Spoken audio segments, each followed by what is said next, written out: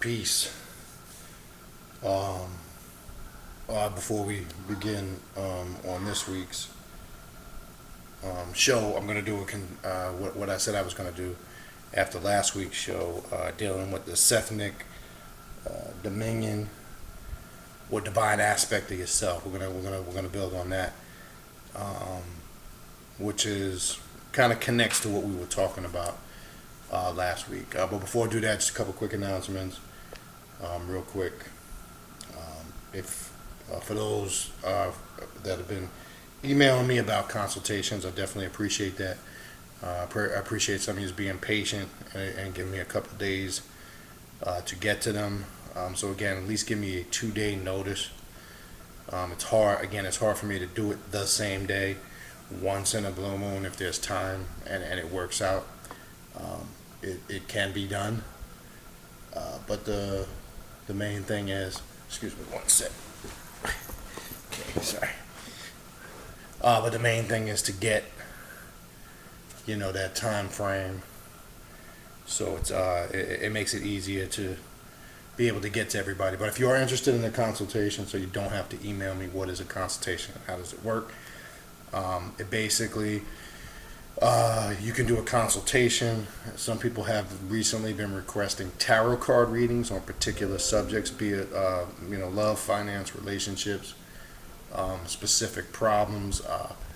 That's the difference when you do a specific reading. A consultation is just a overall session, a one-on-one session with me where we can discuss anything you want to discuss.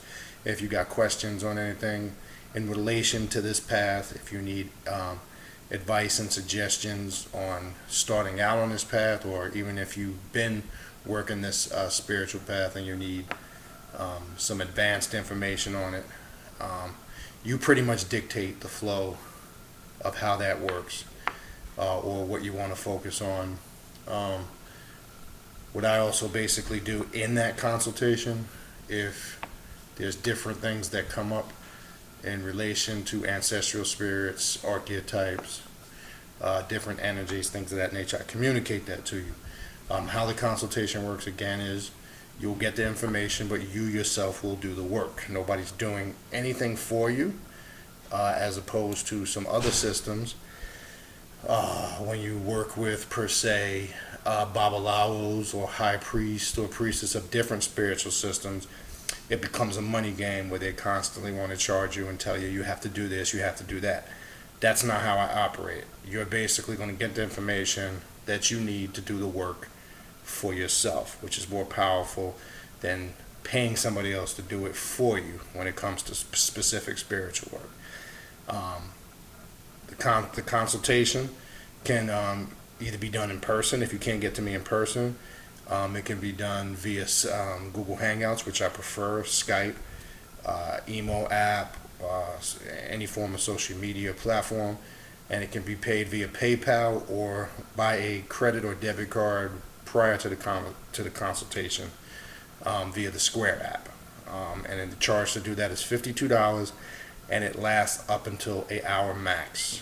Okay, so that's how that works. So if you're interested in receiving a consultation from me, you can contact me again at khnum19@gmail.com. All right, so what I want to kind of get into, the divine aspects of the self. We talked about Hecka last week, Egyptian black magic, working the path, utterances, the importance of invocation and words, and the energy and flow that you put behind the words. So now this is going to take it, a little bit deeper and more into the true essence of where the starting point, for lack of a better word, or the origin of that power starts with the divine aspects of the self. All right. So I'm going to take some excerpts out the Necronomicon, and we're going to read a section breakdown on the Ren, the Ib, the shadow self, the Ba, the Ka, of course the Agathodaemon, which we've done some videos on that. I've done some videos on that. Hecka, and Ak. These are Egyptian terms, or Egyptian left-hand path magical terms that one has to really grasp and have a full understanding of to really know how to work this type of magic. If you do not, it's going to be hard to add that substance that you need to this path and working this type of magic. All right.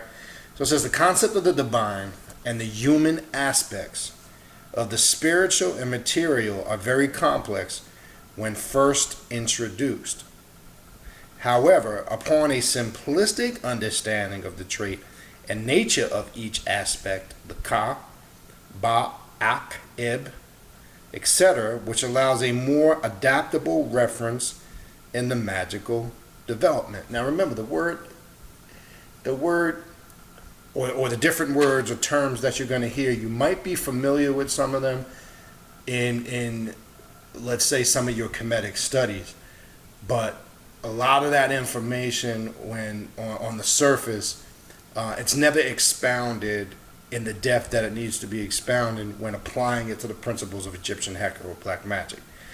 All right, the ancient Egyptians perceived of the ka, the ba, and the ak as being both qualities which a being or a deific mass possesses, as well as entities which a being exhibits traits of or transforms into.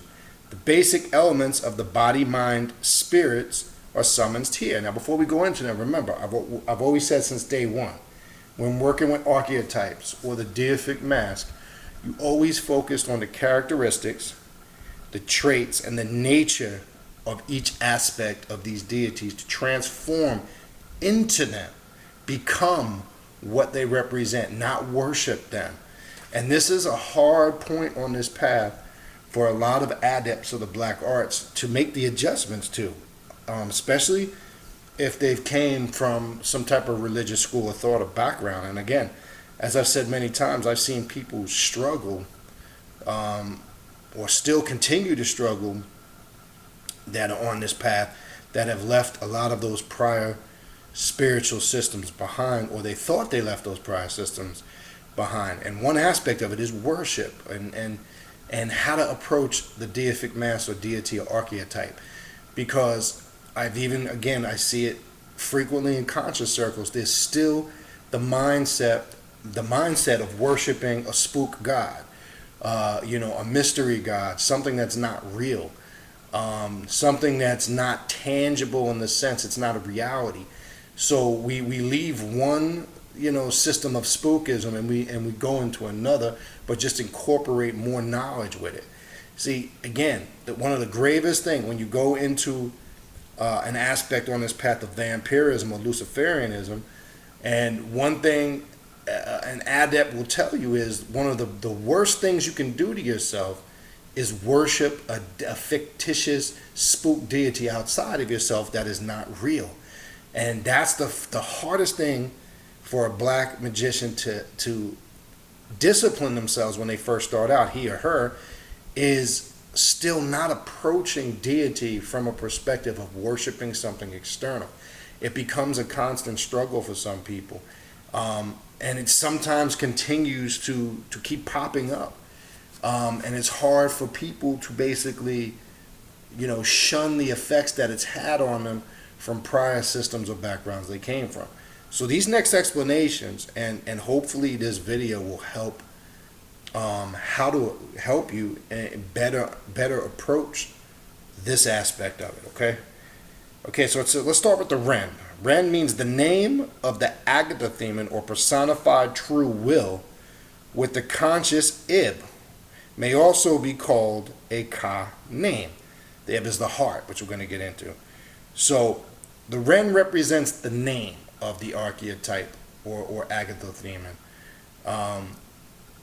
The name is important because in the name it identifies the attributes and characteristics and what that specific deific mask represents. Okay, the Ib, heart and conscious personality, the intellect, the emotions. Okay, now factor all this in as we keep going through this. The shadow, astral body, assuming form of darkness, containing conscious mind. The shadow was called the servant of Anubis, or Anubu. Okay? And this represents the astral body assuming form of darkness. Why is that connected with Anubu? Because Anubu, in this particular spiritual system, is that representation or that bridge or that gap between the living and the afterlife, or the dead. And as I said, the realm of the dead is actually the eternal realm of eternal life or the living. He represents that porthole that bridges that gap, or that doorway to this specific realm. Now notice it said astral body, because astral body or astral traveling, especially in this specific spiritual path, is important, because one now has raised themselves up to the ability of transcending three-dimensional existence, or being confounded by three-dimensional existence, person, place, or thing.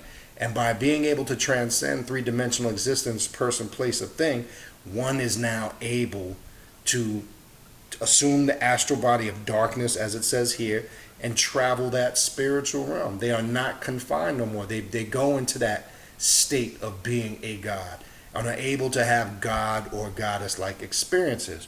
And the aspect or archetype that you would tap in to open yourself up to that experience would be Anubu, who represents that he is that gateway keeper, or those realms or gateways. He is that, crossroad deity that you can find in many other spiritual systems, be it Voodoo, be it Ifa/Santeria. There's always a crossroad deity, or a deity that opens that pathway to this realm.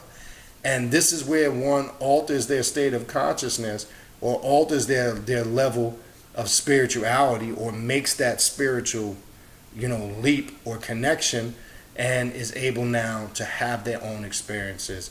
And now in that astral body of darkness, they now put on the mask of God, right? They call it the deific mask, because when you're not looking at it from a worship perspective, you now metaphorically, you put on the mask of God, and you're looking through the eyes of that deity, and you now embody what that deity represents. You embody all the characteristics, the attributes, personality traits, character types.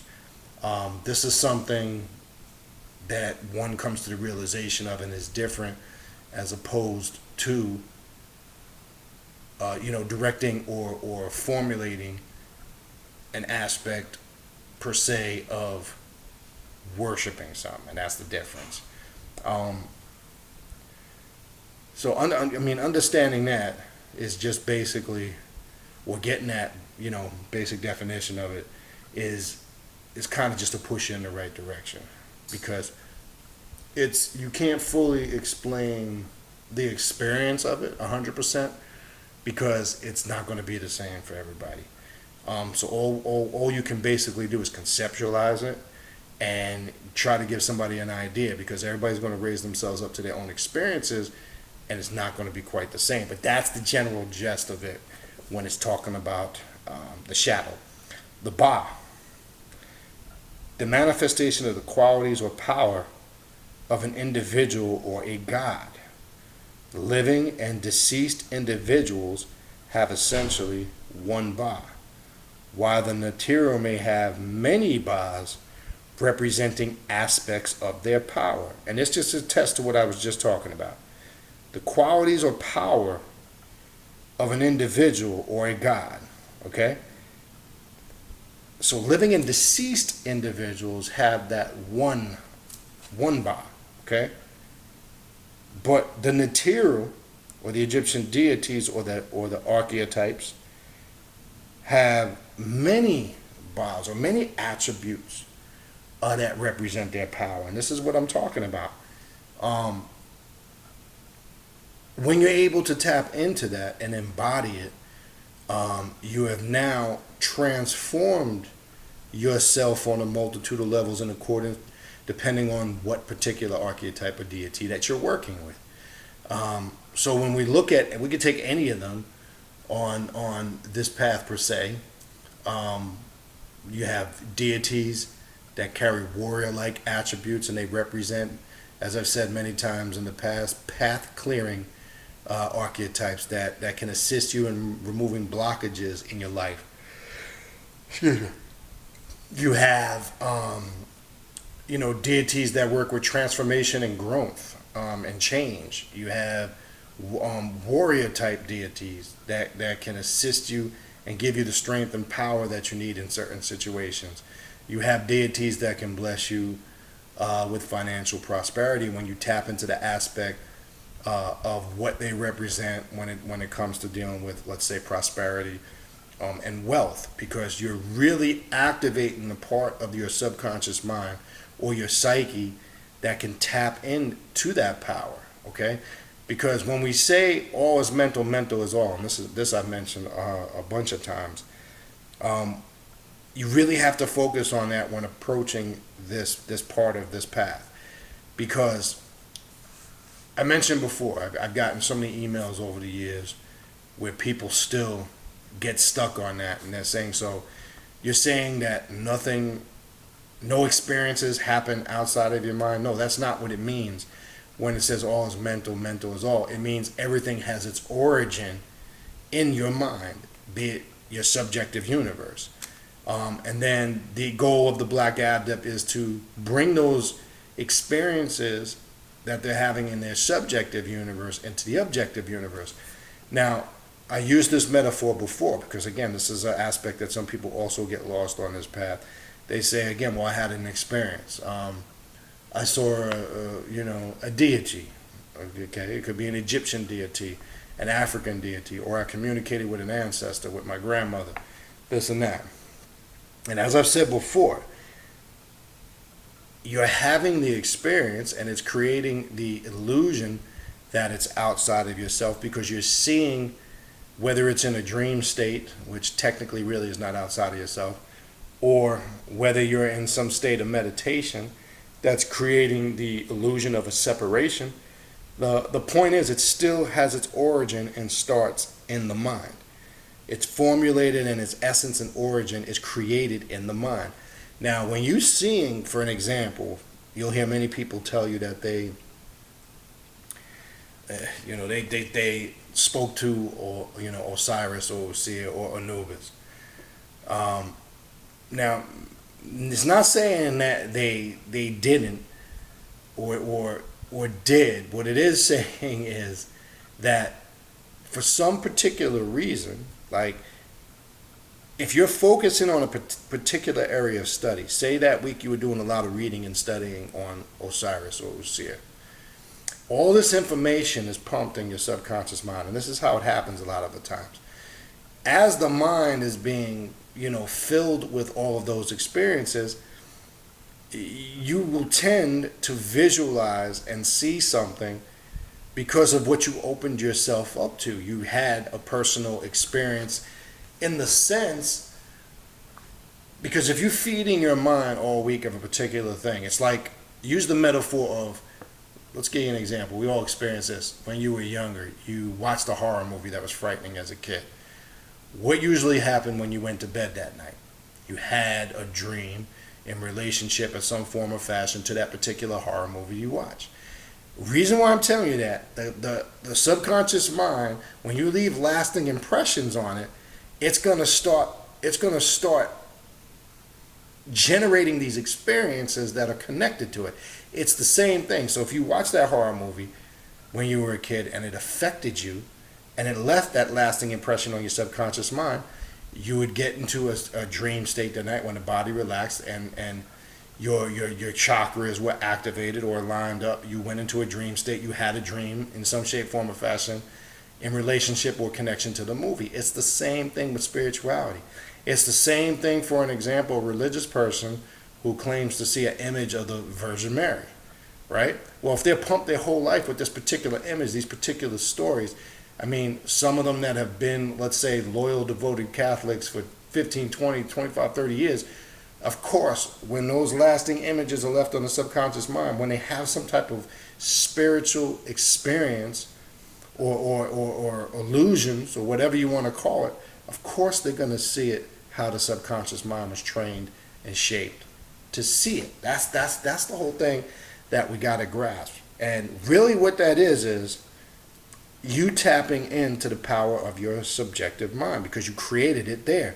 The problem that I think that comes in a lot of doctrines and informations is when people again try to convince other people to accept their personal experiences. Because if somebody says, I saw a vision of this, regardless if it was a image of the Virgin Mary or if it was an image of some type of African deity or Egyptian archetype or whatever, if I say I agree that you did see it, and I go, yeah, oh wow, that's amazing, I agree, then we're right back to square one with religious dogma, faith, and belief. Because I'm now accepting a personal experience from another individual that I cannot confirm as my reality. I'm confirming it just on word alone of another individual. I'm confirming it on faith alone. And it's not what we do on this path. You should never just accept nothing. You should never just accept something, on faith alone. Because that's how religion was instituted, promoted, and this is how religion was fed to the masses and was able to keep people under mental control. So this is where one has to take all these things into consideration when trying to have a thorough, understanding of what this path is all about. All right. So then it goes on to say, let's get into the Ka now. Okay, the Ka. The vital essence of life within an individual or gods. When the Ka leaves the physical body at death, the Ba then ascends to the vital essence in the spiritual realm or place of the material in the heavens, sky and stars. In an abstract view, the Ka may translate soul. However, not its entirety. The Ka is the closest to the demon or Agathodaemon within the Egyptian structure prior to the Greek or Roman period. So this is a science that predates that whole Egyptian Greek mythology era. We're going back before then, okay? So the Ka, as some relate this to the soul or the spirit, and there's a difference between soul and spirit. Let's not get it twisted, okay? Because the spirit represents the emotions or the aspects of the soul. The soul is the true essence, as it says here, of the individual or the gods, right? And when it leaves an individual or the physical body of death, it ascends, quote unquote, to the spiritual realm. And it mentions in here to the sky and the stars, okay? Remember, we are, okay, and I gotta reflect something, that I've been going back to, and I mentioned it, I believe on the last show when I was mentioning the 5% nation of the nation gods and earth. And when you look at the universal flag of the nation of gods and earth, you see the 8-pointed star, and each point, one is gold, one is black, right? And it's broken down into 16, or represents the 16 shades of melanated people. I'll tell you why this is important and connects to this. So you have a representation of the 16 different tones of melanated people on that 8 points, which is broken down into 2, each point giving you 16. Okay, and then in the center, you have the 7, which they say represents God, or God Allah, or the Creator. And then you have the crescent moon, which goes around the 7, right, which represents the woman, and then the star to the left, which represents the child. Man, woman, and child. So they teach, which is really a magical aspect that connects to this, they teach that man, woman, and child is sun, moon, and star, and that we are a representation or a manifestation of those planets. We come from the same essence and origin of those planets. So I wanted to correlate that, because when we say the word heavens or sky, we want to eliminate that spookism that there's this mystical place they created too in monotheistic religions and beliefs, heaven and hell, that when you're good you go to this place, heaven, and then it's like what? Then they don't really explain what happens to you when you get there. We just go to this place and do nothing. And then this place called hell, if you do not follow all the rules and regulations, where you're tortured for, eternity or whatever. Just this crazy mythology, okay, that this sick mental slave mentality system that they have enforced upon us to accept as a reality. And the thing that drives and motivates it is fear. Because, as I've said in the past, fear is the driving force or the emotion that keeps people controlled. If I can keep you in a state of fear, I can control your emotions. Thus, I can dictate how you're going to think. And I can make you move the way I need you to move. I can make you act and behave the way I need you to act and behave, and keep you in line with whatever plan that I'm trying to formulate. This is how they do it through mind control and through religion. And they've been using this tactic for a long period of time. So we have to get out of that way of thinking, because that's not going to do anything for us. All right? Now let's get into the Agathodaemon, which on this path, and we've talked about this before in the past, and I've done videos on it about the Agathodaemon, or your personal demon. Apologize for that. Been a long day, but the Agathodaemon, again, your personal demon, if you want to call it. This is very important to understand on this path, because this is the most powerful entity, for lack of a better word, or energy that you will work with. More powerful than any archetype, any deity, because this is your true self. This is you. This is who and what you really are. And when you tap into that true essence, there's really nothing that can hold you back. There's nothing that can limit what you're able to accomplish. All right, so let me explain. The Agathodaemon is the beneficial spirit which assumes the form of a serpent. Modern Luciferianism perceives the demon or Agathodaemon as the personification of the idealized and deified representation which centers the inherent desire or true will.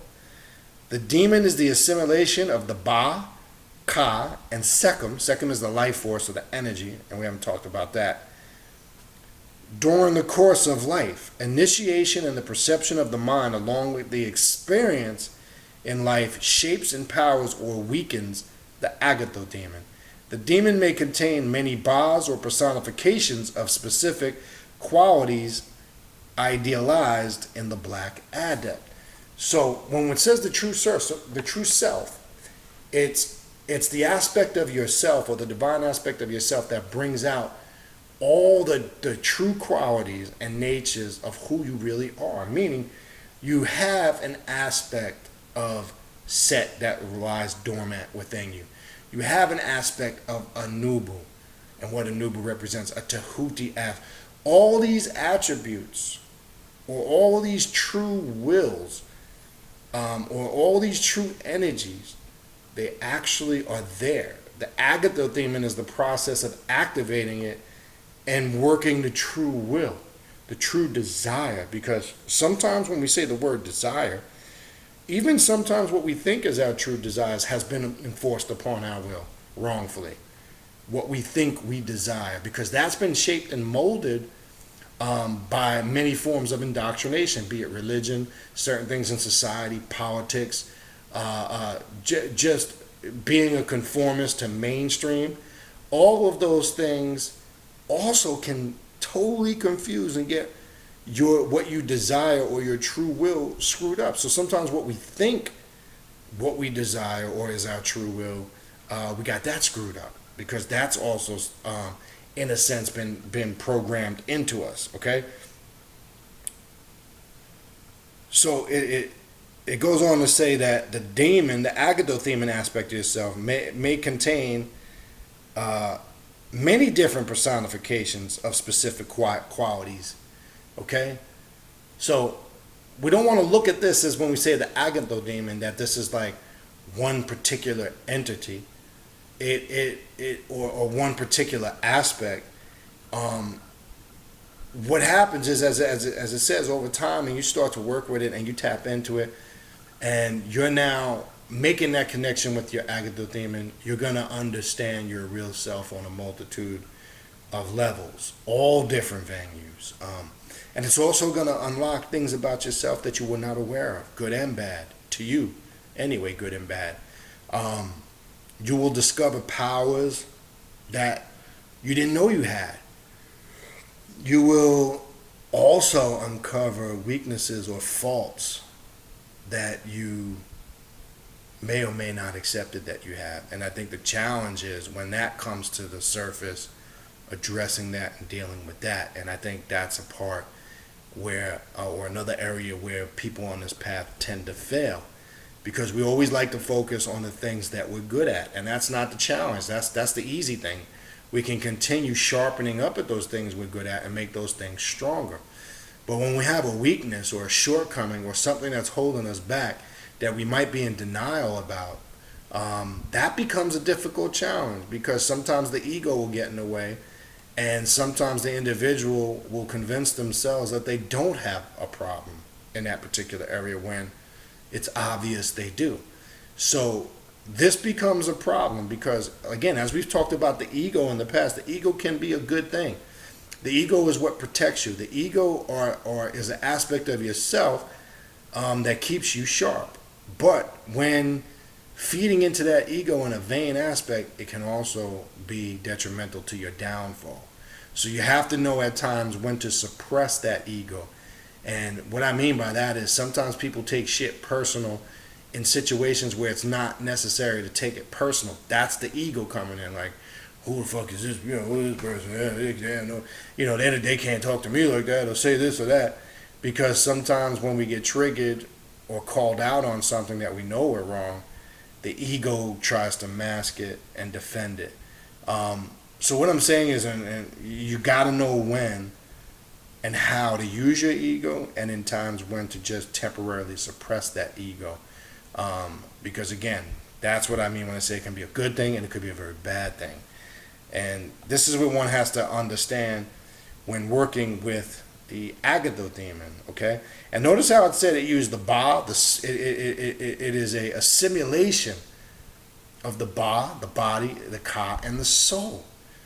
And that assimilation is kept together by Sekhem, or the life force. Okay, being able to tap into Sekhem, as they called it in ancient Egypt, was a powerful thing. Now, there's many different breathing rituals. They call it the chi in martial arts and a lot of Asian cultures.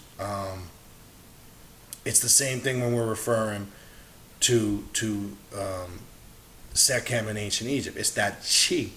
When you tap into that power and energy that resides within, and you assimilate that by way of the Ka and the Ba, this is how the Agathodaemon works. And when the Black Adept creates that harmony or that unity of the two, they are now functioning, because really the body and the spirit, again, you're talking again, the objective and the subjective. You're always going to hear that term. You will find out when you're connecting with that Agathodaemon, you want all those representations to manifest through you. All of those different energies that reside within you, you want to be able to access them and work with them. That's what happens when you start tapping into the power of your Agathodaemon. Now the last two, Hecka and Ankh, before we, summarize this whole thing up. We talked about Hecka last week. Hecka is magical power within both nature and the energy of the Black Adept. Okay? So what does it mean when, you got all these people out there, not to knock them, that are conscious and claim they're in tune with nature? When somebody says they're in tune with nature, what does that really mean? The answer to that question lies in the science of Hecka, and a science that I never hear people who teach on ancient Egypt talk about. That when we say the power of ancient Egypt, what is the power of ancient Egypt? The power of ancient Egypt isn't just talking about all the past history and glory of ancient Egypt, okay?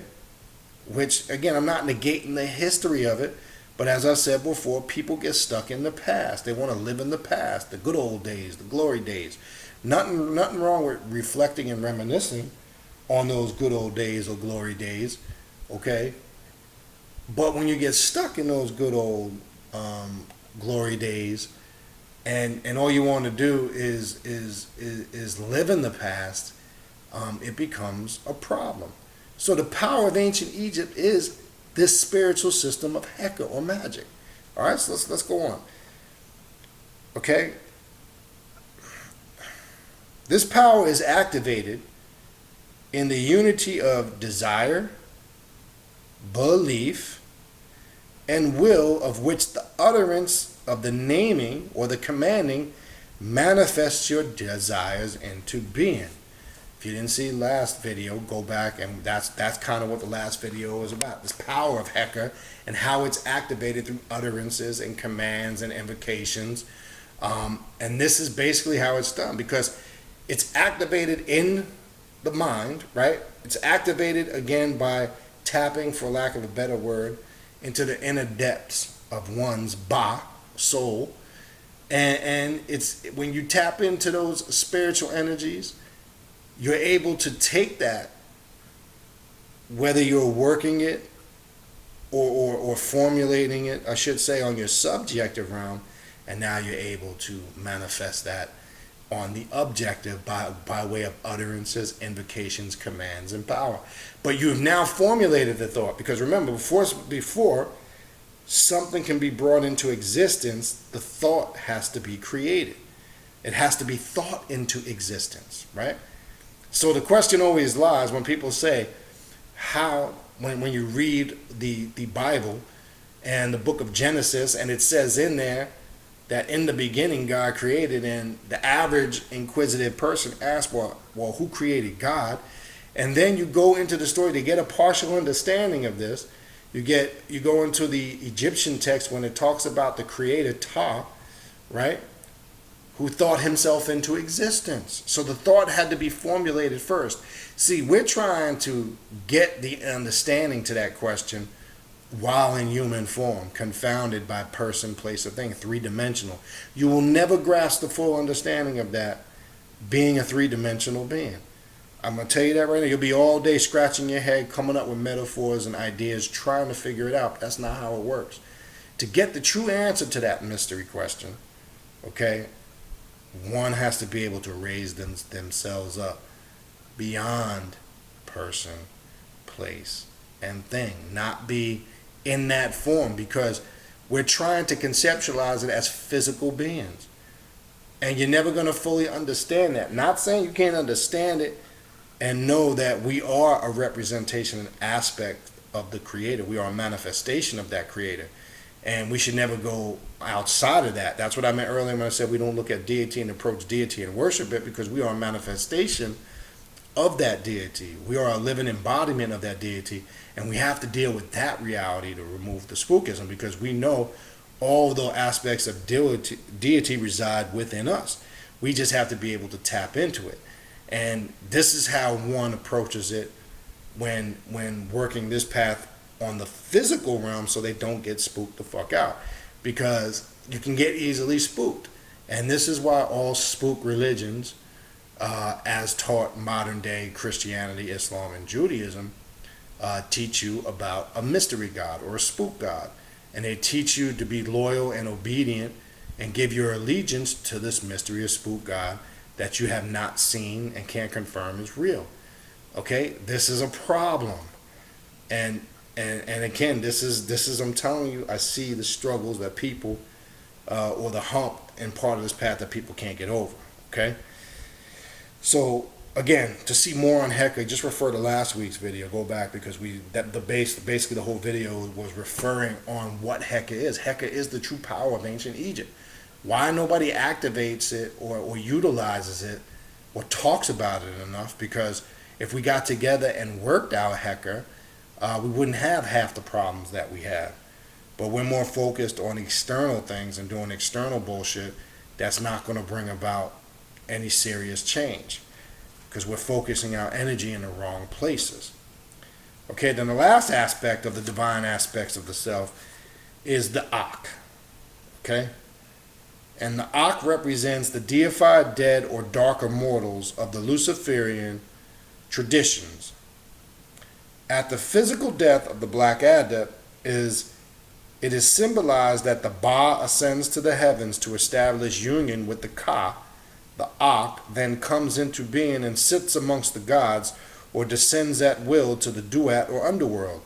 The result of the physical existence of the Black Adept in power or qualities amassed in life is perceived as the demon, which essentially transformed into energy here into the Ba and Ka. The final deification comes into being as the Ak. Okay? Now, if you caught all that, this is why you should want to be on this path. To prepare yourself for that point. To prepare yourself for making that union, as it says here.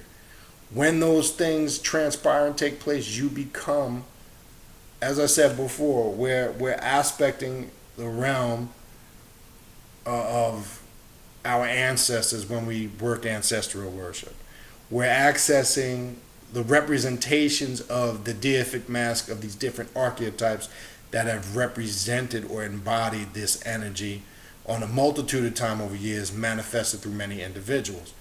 We now become those individuals, meaning that which you are now invoking, you now become the invoked. You have now evolved back into your true self. That's power in itself. I want to back up and make sure people caught this, because it goes on to say that the Ba, the body, ascends to the heavens to establish union with the Ka, the spirit of the soul. The Ak then comes into being and sits amongst the gods and descends at will to the underworld. So the union is made. In that union, as you are transformed from mortality into mortality, and then you now go to the Duat or the underworld, the result of the physical existence of the Black Adept in power or qualities amassed in life is perceived as the demon. You have now become a god. You are now a mortal. That's some powerful ass shit. Okay? That's some powerful ass shit. Now, the reason why I say that, most of us come into spiritual systems, or have over the years, because we wanted to understand this mystery of life and death. What is it? Why are we here? How did we get here? What is our purpose here? Where are we going? And what's going to happen to us when we give up the physical breath of life? Now, as I've said before in previous videos, nobody knows exactly what's going to happen. But there are records, such as the one just read, that the ancient Egyptians recorded. Is it going to happen just like that? No, that's a generalization of it. But it explains it more factually, with more science and more mathematics that equate, as opposed to this spooky concept where when you die you go to heaven, or you go to hell. It doesn't explain what exactly, or gives you an idea of what's going to happen. But the point being is, as I said before, that should be, and that's why the divine aspects of the self, that should be why you want to be on this path. So I'm saying that to say you should ask yourself, whether it's this path, when dealing with spirituality, if you follow a religion, ask yourself, why do you want to be on this path? What is your goal? What are you trying to achieve? What are you looking to accomplish on this path, and why have you come on this path? You have to ask yourself those questions and have definitive answers to those questions, because, as I said before, this is unlike any other spiritual path you will or have ever traveled. I don't care what anybody tells you. Nothing can fully prepare you for the experiences on this path and the abrupt and extreme change that it brings. And it comes sometimes in bunches, and it's very heavy and intense. One has to be prepared to deal with those changes, because a lot of people, as I've said before, they come on this path and they ask for certain things. Now, it's that old saying, be careful what you ask for, because the change comes, and it comes heavy. And you should want to change. That should obviously be one of your motivating driving forces for being on this path, because you want to change in the sense so you can improve and better yourself, but not just make that blanket statement. And you got to be detailed on how you want to do that. And I'm not just talking about mundane shit, because people say the same old rhetoric I hear. Well, I want to manifest wealth. Everybody wants to manifest wealth. Everybody wants to have money. Your focus and intent should be deeper, have more of a spiritual foundation. I'm not saying that you shouldn't have those physical things there, because you know me, I've done many videos on if you don't have no money, you can't do shit. So yeah, well, that comes after the fact. The manifestation of the physical things such as wealth, etc., and physical material things, that comes after the fact, because if you ain't grounded and right spiritually, all that shit is useless. It's pointless. You're not gonna obtain any of that stuff if you have not aligned yourself and got yourself correct. And as I said, step one is it starts with doing a stock or inventory of yourself and addressing things about yourself that need to be fixed.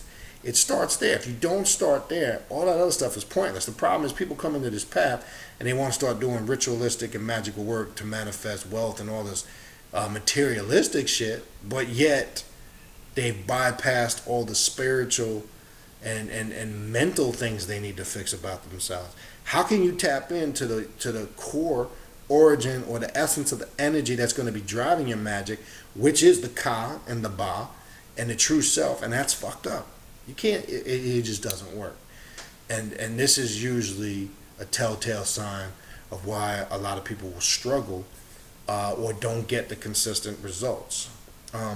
So I want to make this clear, because I remember back in the past getting some emails about somebody that was just starting on this path, and they didn't ask the question out of ignorance. They were asking the question more out of not knowing. And the email was worded along the lines, I'm interested in coming on this path and practicing this path, but I like to do things like meditate and work with my chakras. Do you do this on this path? Of course we do. Now the whole question is, obviously that person asked that question without doing proper research, but I know the person at that time. It wasn't asked again, out of ignorance. It was just asked, well, ignorance in the sense of not knowing. But the thing I want to point out, this is not just all about physical, such as manifesting wealth, and people want to do magic as a quick fix-all. This is a highly evoluted spiritual path. I can't stress that enough, and I don't want that to get lost or tossed to the side as if there's no, spirituality. This is a more spiritual path than anything I can tell you that you will ever practice or ever come into. I don't care what it is. So let's not get that twisted. Let's understand it. So the divine aspects of yourself, okay? I hope that breakdown, helped you understand it. Connected to the last video, and I think you'll now have a good grasp of what this left-hand path magic really is all about. All right? That's all I got for this week. Again, if you are interested in that consultation, you can email me at khnum19@gmail.com, and I'll talk to you soon. Peace.